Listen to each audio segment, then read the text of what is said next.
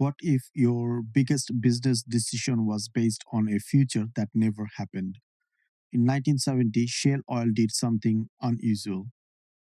While every other company was betting on one future, Shell asked a different question. What if we are wrong? 3 years later, the oil crisis hit. Shell was the only major company prepared. They didn't predict the future, they planned for multiple futures. That's scenario planning. Scenario planning is simply this: instead of guessing what will happen, you prepare for what could happen. Think of it like packing for a trip. You don't know the weather, so you pack a t shirt and a jacket. You're not predicting rain, you're ready for it either way. Businesses, governments, and military leaders have used this for decades. And the good news, you can use it too. There are just 3 steps. Step 1: identify the key uncertainty. Pick the one thing you truly cannot predict, but that will change everything. Say you run a small coffee shop. Your big uncertainty is, will people keep working from home? The one factor decides your foot traffic, your location strategy, everything.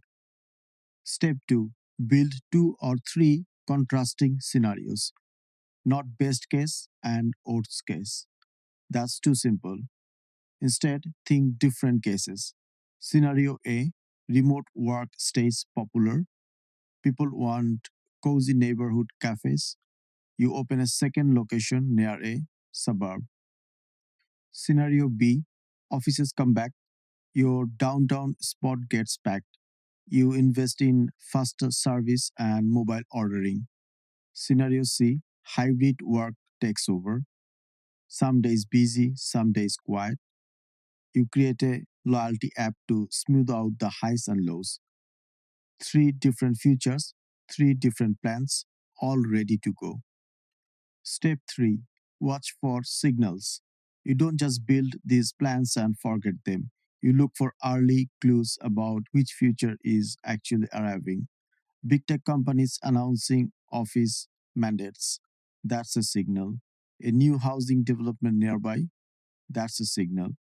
You update your plan as the signals come in. Let's take a look at a real life example. Netflix in the early 2000s was a DVD by mail company, but they ran scenarios. One scenario said, what if internet speeds get fast enough to stream video?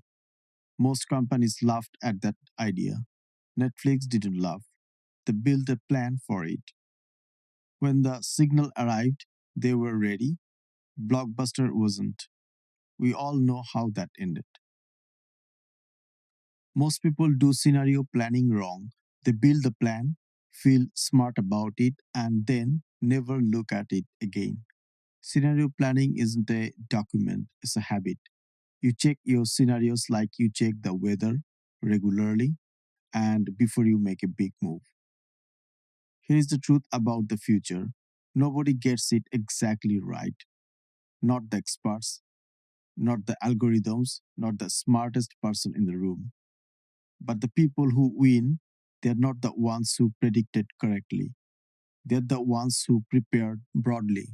So stop trying to predict the future. Start preparing for several of them.